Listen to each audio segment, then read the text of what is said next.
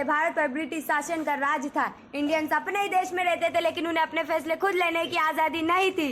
याद रखना, ये देश हमारे रूल में है और तुम सबको हमारे ऑर्डर फॉलो करने होंगे। लेकिन ये हमारी धरती है, हम अपने ही देश में पराये बनकर क्यों रहें? ये देश सिर्फ जमीन का टुकड़ा नहीं, ये हम सबकी पहचान है। इस मिट्टी पर हर नागरिक का बराबर हक है, फिर कोई अपने ही देश में पराया क्यों महसूस करे? हम हमेशा चुप नहीं रह सकते, अब अपने अधिकारों के लिए खड़े होने का समय आ गया है। तुम्हारी इतनी हिम्मत, तुम ब्रिटिश एम्पायर को चैलेंज कर रही हो। आज शायद हम इतने ताकतवर नहीं है, लेकिन एक दिन पूरा भारत एकजुट होकर खड़ा होगा। हमें बांटने वाली सोच नहीं, जोड़ने वाली सोच चाहिए, क्योंकि हिंदुस्तान तभी मजबूत होगा जब इसका हर नागरिक खुद को इसका हिस्सा समझेगा। 1857 में आज़ादी की इच्छा और मजबूत हो गई और भारत के कई वीर और वीरांगनाएं ब्रिटिश रूल के खिलाफ खड़े हो गए। मैं झांसी की रानी लक्ष्मीबाई हूँ। मैं कभी अपना राज्य या अपना स्वाभिमान नहीं छोड़ूंगी। मैं अपने लोगों और अपनी मातृभूमि के लिए बहादुरी से लड़ूंगी। रानी माँ, हम आपके साथ हैं। तो हिम्मत का मतलब डर ना लगना नहीं होता, हिम्मत का मतलब है डर के बावजूद सही बात के लिए खड़े रहना होता है। मैं रामगढ़ की रानी अवंतीबाई हूँ। मैं अपने देश को गुलामी की जंजीरों में नहीं देख सकती। मैं अपने देश की आज़ादी के लिए अपना सब कुछ बलिदान देना ही मेरा कर्तव्य है। रानी अवंतीबाई, देश के लिए हम सब अपना बलिदान देने के लिए तैयार है। याद रखो, जीवन से बड़ा देश का सम्मान होता है। आओ हम सब मिलकर देश की इस आज़ादी की इस लड़ाई को मजबूती से लड़ें। मैं अवध की रानी हूँ, बेगम हजरत महल।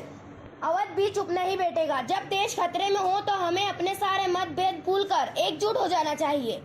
भारत की रक्षा के लिए एकजुट हैं। रानी लक्ष्मीबाई, रानी अवंतीबाई और बेगम हजरत महल जैसे वीरों ने देशवासियों के दिल में ज्योति जला दी। संघर्ष कई सालों तक चलता रहा। अलग अलग धर्म, जाति और पृष्ठभूमि के लोग आजादी की जंग में शामिल हुए। हमारी सबसे बड़ी ताकत हमारी एकता है। हमें सत्य, साहस और अहिंसा के रास्ते पर चलकर अन्याय का सामना करना होगा। बापू, अगर सामने वाला हमारी बात न सुने तो? तब भी हमें धैर्य रखना होगा और सत्य के मार्ग पर चलना होगा। असली बदलाव के लिए हमें हिम्मत और दृढ़ संकल्प चाहिए। आज़ादी सिर्फ एक सपना है, यह हर भारतीय का अधिकार है। हमें ऐसा भारत चाहिए जहाँ हर व्यक्ति सम्मान के साथ जी सके। भगत सिंह जी, क्या देश की सेवा सिर्फ सैनिकों की जिम्मेदारी है?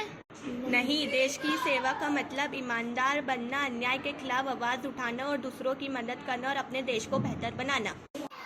हम अलग अलग भाषा बोल सकते हैं, हम अलग अलग राज्य से आ सकते हैं, लेकिन हमारी पहचान एक है, हम भारतीय हैं। अगर हम एक न रहे तो क्या होगा? याद रखो, भारत की ताकत उसकी एकता में है। अगर हम बिखरे तो हम कमजोर हो जाएंगे, लेकिन अगर हम साथ रहे तो कोई भी शक्ति हमें हरा नहीं सकती। हर छोटा बड़ा फर्क भूलकर हमें एक भारत, मजबूत भारत बनाना है। नमस्ते, मेरा नाम भीमराव रामजी अम्बेडकर है। मैं उस समाज से आया हूँ जिसे छुआछूत का दर्द झेलना पड़ा, पर मैंने हार नहीं मानी। मैंने अपनी पढ़ाई को अपना हथियार बनाया, अमेरिका और लंदन पढ़कर लौटा और फिर अपने देश की सेवा की। जब भारत का संविधान लिखने का मौका मिला तो मेरा सिर्फ एक ही सपना था, एक ऐसा भारत जहाँ हर इंसान को इज्जत, अधिकार और मौका बराबर मिले। मेरा संदेश सिर्फ 3 शब्दों में है: शिक्षित बनो, संघटित रहो, संघर्ष करो। जय भीम, जय संविधान। भारत में पैदा हुए हैं, हमने गुलामी का दर्द नहीं सहा है, लेकिन हमें उन लोगों को कभी नहीं भूलना चाहिए जिन्होंने आज़ादी के लिए संघर्ष और बलिदान दिया। पढ़ाई करेंगे, मेहनत करेंगे, एक दूसरे का सम्मान करेंगे और अपने देश को एकजुट रखेंगे। वीरों ने अपना सब कुछ कुर्बान कर दिया ताकि हम अपना कल सवार सके। भारत के निर्माण की जिम्मेदारी अब हमारे हाथों में। हम सिर्फ एक आज़ाद भारत का सपना नहीं देखेंगे, बल्कि एक ऐसा भारत बनाएंगे जो दुनिया का सबसे बेहतरीन देश बन सके।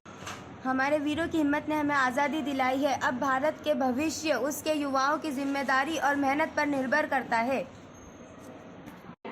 सालों का संघर्ष, बलिदान और दृढ़ संकल्प के बाद वो ऐतिहासिक दिन आया, 15 अगस्त 1947। भारत आखिरकार आज़ाद हो ही गया, लेकिन आज़ादी सिर्फ एक अधिकार नहीं बल्कि एक जिम्मेदारी भी है। सर, हम एक दूसरे का साथ न दे तो हम कभी आगे बढ़ सकते हैं? बिल्कुल नहीं, एकता ही हमारी सबसे बड़ी शक्ति है। जब हम साथ होते हैं तो हमें कोई भी मुश्किल हरा नहीं सकती।